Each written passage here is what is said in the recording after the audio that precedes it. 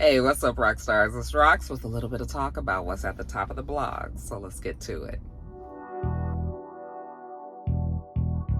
I say I'm gonna take some time off, y'all. All the cashiers, they was like, somebody stole her truck. It's like you could hear it all throughout the store. This Rox coming to you today with a review for Love and Marriage Detroit, Love and Marriage Huntsville, our book 4, Real Housewives of Atlanta. Let's get to it, shall we?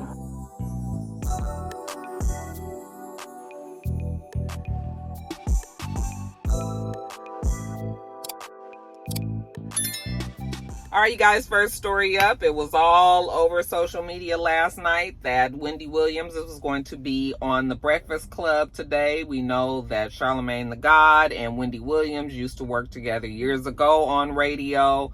And we know that Charlamagne the God is also on The Breakfast Club along with DJ Envy and Jessica Hilarious. And so yesterday they let us know that they were going to be doing an exclusive interview with Wendy Williams on The Breakfast Club this morning at 7 a.m. So I made sure that I listened to the interview because I was curious. I felt like, okay, this is going to be like, maybe it's going to be a setup, a situation where we can truly hear exactly what Wendy's mindset and her cognitive abilities and things are, so listen to it. And first I will say that you can definitely tell that there is something. I always feel negative. I feel like when I say this that people are going to tell me that I'm always negative about Wendy Williams, but I'm not trying to be negative. Believe me, I would really want Wendy to go back to the way that she was when she was healthy and able to take care of herself and wasn't under this conservatorship or anything. But there is still something there. But I do believe that they've greatly exaggerated to make it seem like she is just not able to take care of herself. In my opinion, she has sense enough to be able to control her money. Okay, now again, we ain't been able to sit and really talk to Wendy. When you listen to the interview, her niece is there. And so her niece kind of is the one that you can tell that like she needs somebody like to kind of keep her on track, to keep her from going off on tangents and getting off on the wrong topic or subject or something like that. So the niece is there to kind of help express and explain like some of the things that maybe Wendy would not be able to so clearly explain. Okay. Which is fine. People have those kind of disabilities all the time. It still doesn't mean that you need to be controlling their money, because this is the problem that I have. This woman has whatever her illness is and whatever her issues is, but she still should be able to have her money. I don't know of really any other situation that I can think of in a celebrity type of situation, I should say, where there's been this type of money at stake and that they have completely taken the control of it away from her, other than Britney Spears. Okay? Like, her situation is a little bit different from from Britney Spears, but a lot of it is the same. And so we can take a page out of Britney's book. You guys remember how much we was clamoring for Britney to finally be freed. The difference with Wendy and Britney, though, is that Britney doesn't have she was not diagnosed as somebody that is clinically, cognitively, incapable of taking care of themselves. We knew that Britney has a couple of mental challenges. Maybe we all do. Okay. So, but we knew about that, but it still wasn't to the extent of what they're saying that Wendy has. But then when you sit and listen to Wendy in this interview, it doesn't sound as bad as they say that it is. Now, I don't know, physically, she probably still will need assistance.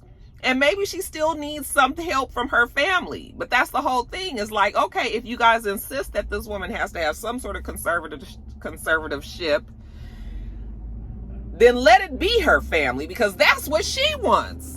See, the difference with Britney Spears was Britney Spears didn't want her family to be doing it. Her father was in charge of it for all them years and everything, but she wanted her father removed. Wendy is different because Wendy actually wants her family to do it. All right?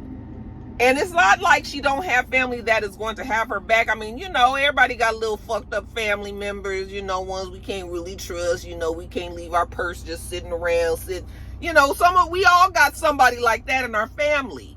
But what I'm saying is it seems like there's a group of people that are responsible enough that can help her take care of her money. She has her son and she has this niece, at least, that we know is a reporter out in Miami or in Florida somewhere. But she does have that person in her back, in her corner.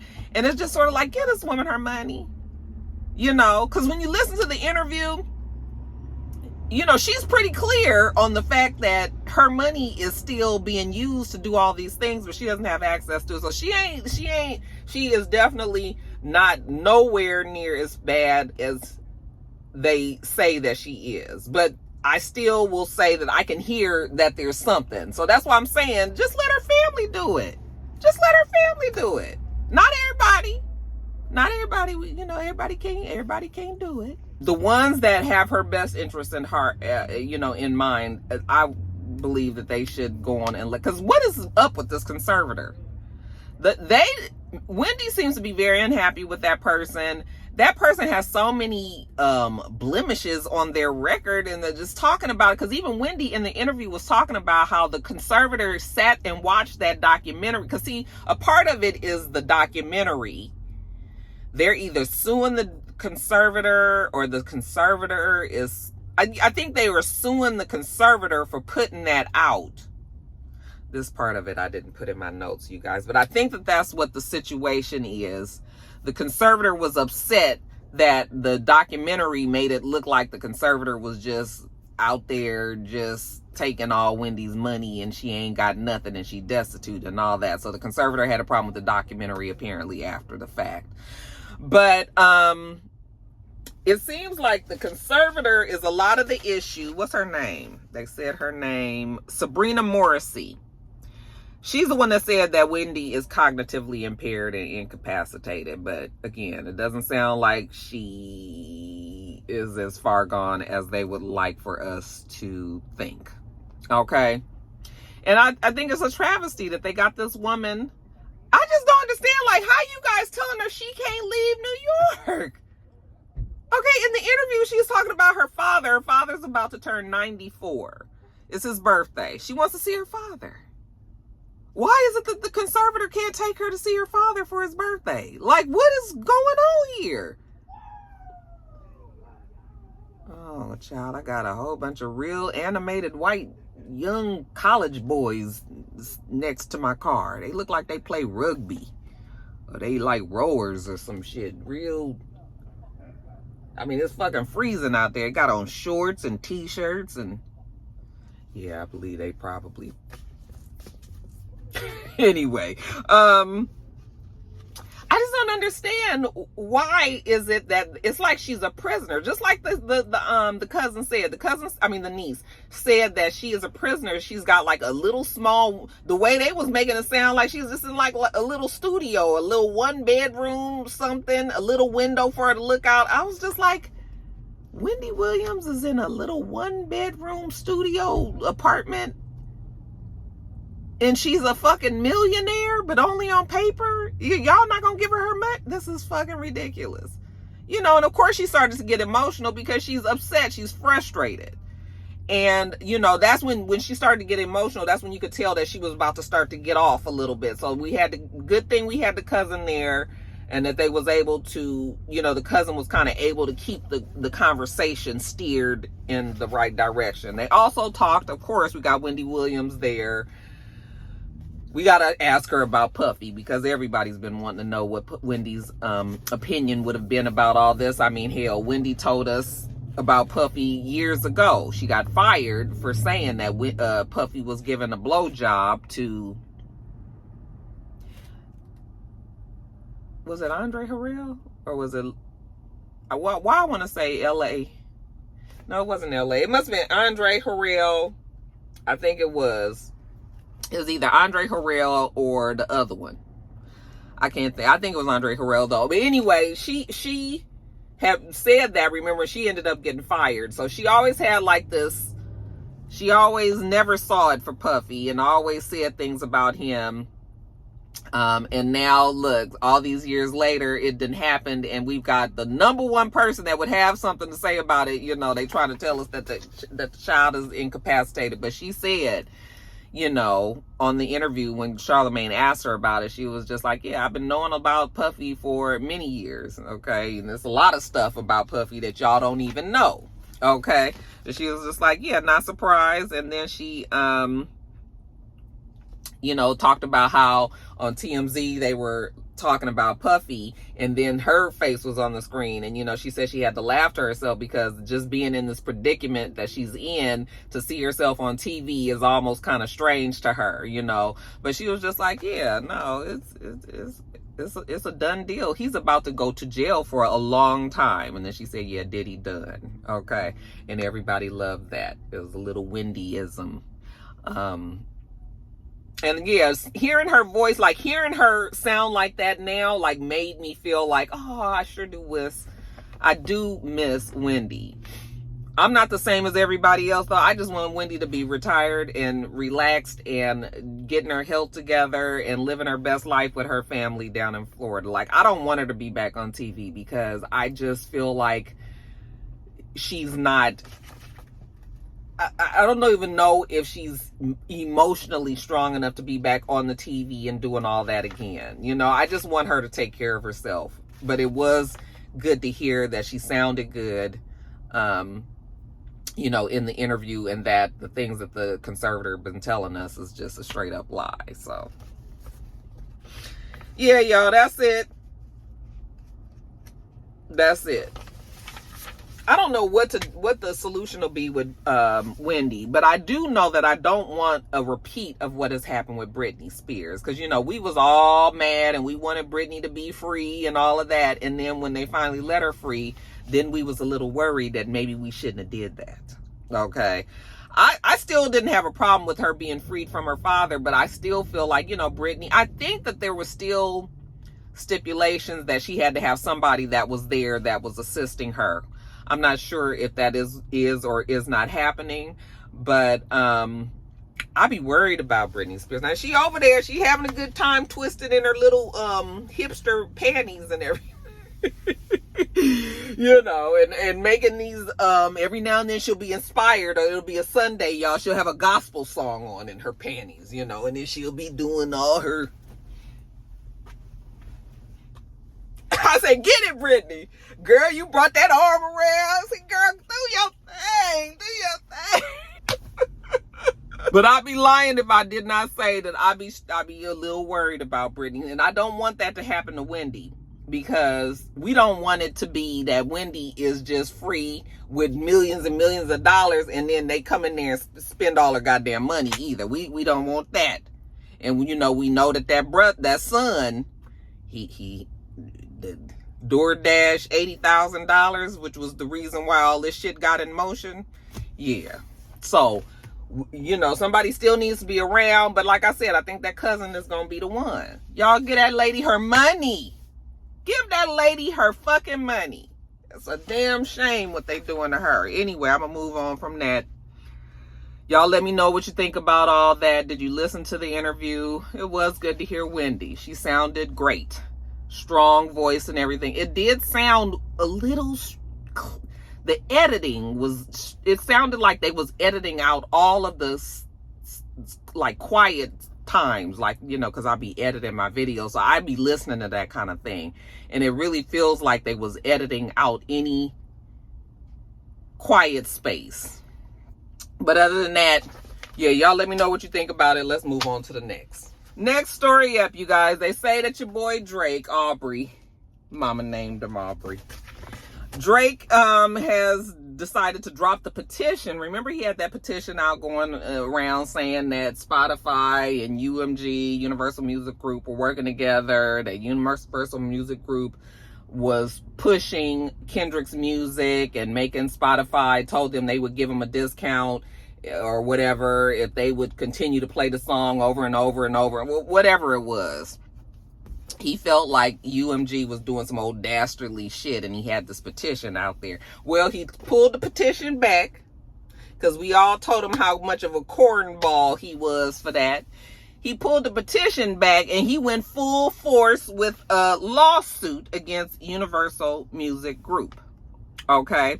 And not against Kendrick Lamar. We need to make that very clear. He said that his beef is not even with Kendrick Lamar. Okay? This about money, about business. And he feels that UMG, you know, really pushed Not Like Us because I guess they saw that it was going to be a big hit and they wanted it to be a big hit. So they made sure that that song was being streamed. If, you know, if a person was being suggested a song or something, that it was most likely going to be Not Like Us. I also read, even though they're not really saying much about this, but I did read this a while ago. Drake was in the middle of a negotiations with Universal Music Group.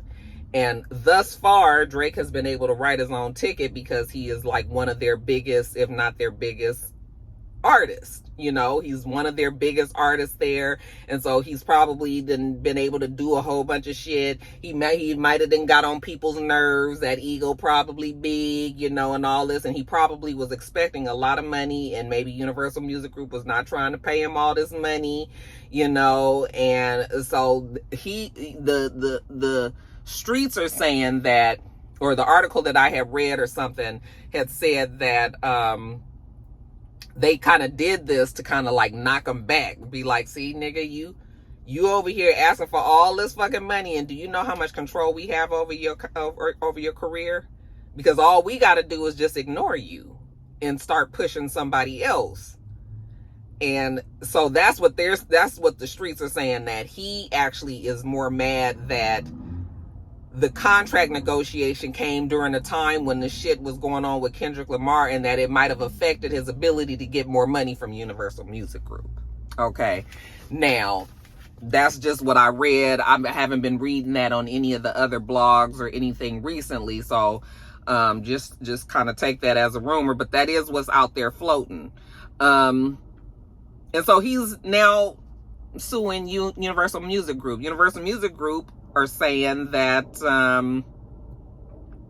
listen, Drake has been a beloved artist of ours for years, just like Kendrick Lamar, you know, and they're like, we have done exactly what he said that we have done for Kendrick Lamar for him. Okay. They've saying this without really saying it, but this is basically, they was like, listen, we've been doing the same shit for him, you know, like Drake's music. Some of them songs maybe wasn't as great as you thought that they were. But the way that the internet, the way that music runs, the way that these streaming services runs, is that they just make something available more and more to a person, and then that turns out to be the hit. Okay, it's all a part of the marketing and the strategy and all of that. So they like, listen, we done did the same shit for Drake, but all of a sudden he got mad because it didn't work good for Kendrick. Okay. And maybe that's exactly what he needed, because the motherfucker got too big for his britches around here. And we about sick of it, okay?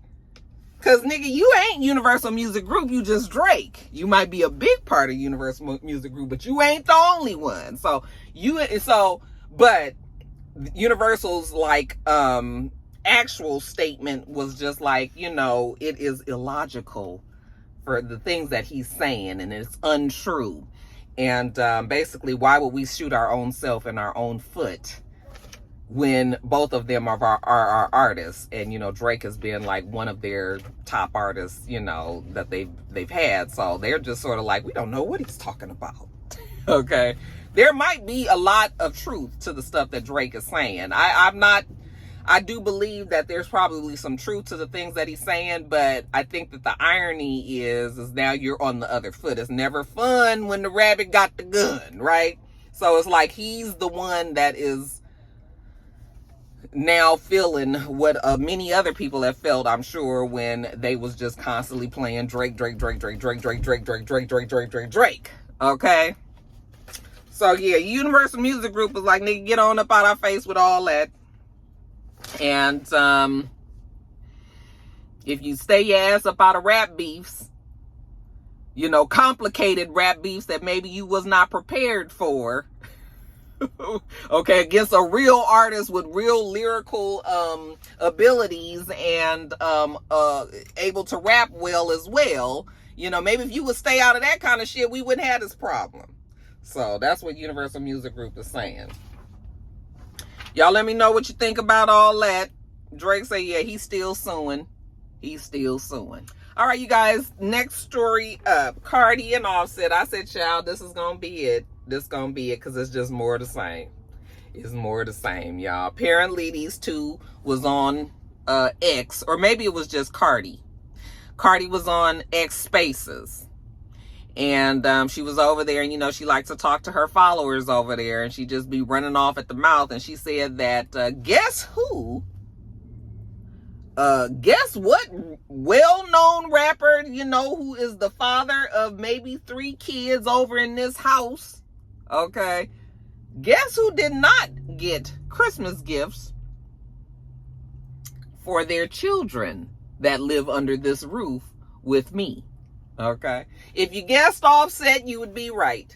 All right. She said that this nigga be off up in them social media streets and making it seem like he doing all of this for his kids and everything, that he going to New York and make sure he going on this shopping spree to get his kids their Christmas gifts and all this. And, you know, he had his house all decorated with the trees and all that, and ain't seen them kids, ain't brought them kids nothing for Christmas. And she said that he did it out of spite. I'm sure he did. I'm sure Offset loves his kids, but Offset also probably has a little bit of narcissism in him. And, you know, he loves to gaslight that child. He loves to gaslight her. And so maybe this was his way of getting back at her. But, you know, these kind of things, I mean, you know, these kind of things are hard to talk about, because when it's a divorce, when it's custody, you know, when they fighting back and forth, you know, people are emotional. It'd be a whole bunch of other shit going on. So it's really hard to even give your for real opinion, because you don't even know what's happening behind the scenes, you know, behind closed doors, you know. But I can just about imagine that these two been arguing and fussing and fighting and shit. Offset probably don't want to have to deal with Cardi. So now he's like, and I'm not going over there to see them kids because I got to deal with her, you know. So the kids, in the end, like usual, the kids suffer. Why these kids ain't getting no, even though I'm sure they got plenty of Christmas gifts, because I saw Cardi's Christmas trees and her, you know, they all had their own separate tree and all of their gifts and everything. So it's not like these kids need anything. And really, they probably just would love to see their father. I'm not saying that, I don't know if the man has disappeared or not, but all this fighting and shit between Cardi and Offset has got to make it very difficult for these kids. She said that he will not sign the divorce paperwork because he will not agree on the custody or the visitation. He can't agree on that, and they're just like the terms, he's not happy with the terms. So everything is just frozen in the meantime. All I know is I really want these two to get a divorce, and I want it to be done. Cardi says that, you know, her 2024 was pretty fucked up, that, you know, Offset made her life pretty miserable and kind of had her second guessing herself about a lot of things. But she says she is so strong in 2025. We've heard her say these kind of things before. But maybe she has finally reached that exalted stage where she feels strong enough. She said that, you know, she's single, she got her kids, and, you know, she loves her babies, and she loves her life and her career and all of that. And, you know, so she said 2025 is not going to be like 24. He ain't going to be running her life and shit and doing all that this time, you know. So there's that. It's too bad. I did like them together. But I feel like Offset, I just feel like he loves coochie. He loves women. He can't help himself. And them kind of people are just usually poor husbands. You know, you just cannot let it go. Everybody don't need to be married. Everybody don't need to be married. Some people they just ain't got it in them. And I think that Offset is one of them. I hope they can work it out though, because like I said, the kids shouldn't have to be going through that kind of thing. All right, next story. All right, you guys, and then lastly, in quickies, Starbucks said, I was reading, Starbucks was like, listen, if you come up in this damn Starbucks, well, this is what I thought they were saying. If you come up in this damn Starbucks and you want to sit down and do your work on your computer, you know, do your classes on Zoom, surf the internet, read a book, they was like, baby, you got to buy something. This ain't no fucking library. At least that's what I thought they were saying, okay, when I heard about this story. Which would make sense to me. It was just like you taking up quality space, premium space that, you know, paying patrons could be sitting at. The least you can do if you're going to sit there and take up the shit all damn day is go on and buy you something. Get you some coffee, some tea. Okay? Get you one of these way overpriced, look real pretty on the menu, but then when they hand it to you, it's some bullshit ass breakfast items. Okay, get you a cute little decorative cup to drink your coffee, your water in. You got to buy something. Okay, and I was like, I'm not mad. But then I listened to the story a little closer and I was like, oh, that's not what they said. That is not what they said. Starbucks simply said, if you're going to come in here and you want to use the bathroom, then you got to buy something. And to me, I don't think that that's even too big of an ask. All right. We already know that Starbucks had that lawsuit. Remember the people was in there using the bathroom, and then the employee got into it with the person and told them they needed to leave, and it was this whole big thing and the shit went viral and all that. So now Starbucks was like, okay, since y'all act like y'all just don't understand, you come in here, you want to use the bathroom, you got to buy something. I was like, I mean, I've been to numerous gas stations that have said the same thing, so I don't have a problem with it. Okay.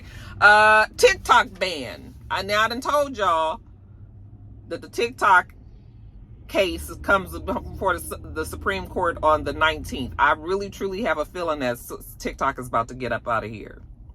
I was feeling hopeful for it.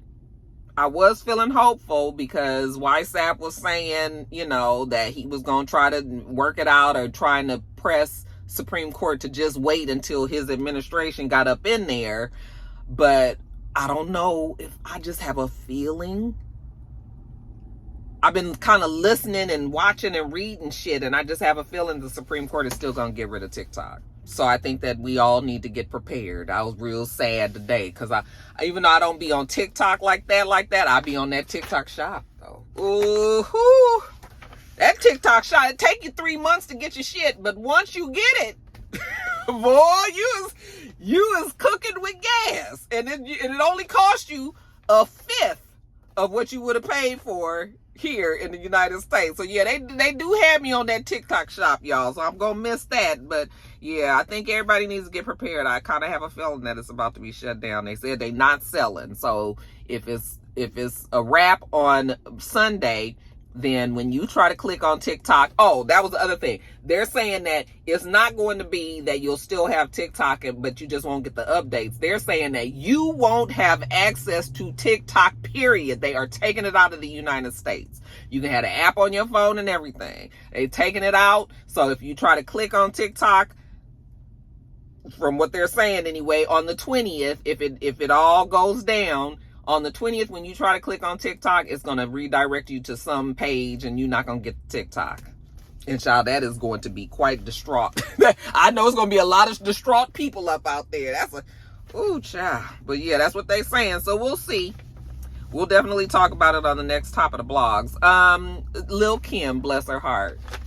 Lil' Kim just tried to put a prayer out there, y'all. Lil' Kim just tried to put a prayer out there for the people on West Coast. My Angelinos, my fellow brethren on the West Coast, is the best coast, even when it's on fire. Yeah. She said, Lord, please send a monsoon over there to Los Angeles. We was like, back it up, back it up. Remember I told y'all that everybody can't pray? Remember I told you guys, a couple of you guys had a little something smart to say when I was just like, we just want the people that got a regular conversation, a regular relationship with the regular God. We just need, this is what I meant. I need to be having people, when I ask people to pray, I need you to know how to pray, what to pray for, okay? Because Lil' Kim, I know she ain't meant that she wanted a fucking tsunami wave to come and cover up all of Los Angeles, all of Southern California. And, you know, no, we don't want that. She simply would like for a lot of water to come. Maybe it would be a nice storm, some rain to come and help the people out. Because it's just been, for the most part, it's the wind that is really, really affecting and making these fires just be out of control. This is our Wendy's, Santa Ana's, they happening right now. So, you know, we want some water, but we don't want no monsoon. Okay, we don't want the ocean to come and cover up the whole California. That's what I said. Everybody can't pray. Everybody can't do it because they be meaning well. But depending on how petty God is feeling that day, he might just listen to the shit you asked for. I know God wouldn't do that to the people. But, you know, I just need y'all to not be putting in these crazy requests to God because he already busy. And he can't be trying to go through these damn foolishness prayers and everything. Y'all, he busy. Okay.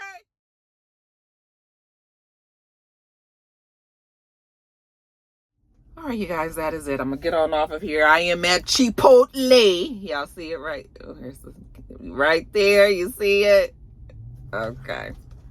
Fixing to run in here, get me some food, and take it on back to work, y'all. We do this every single week. So make sure you thumbs up the video, subscribe if you haven't already, and comment. That's out of order. And make sure you come back.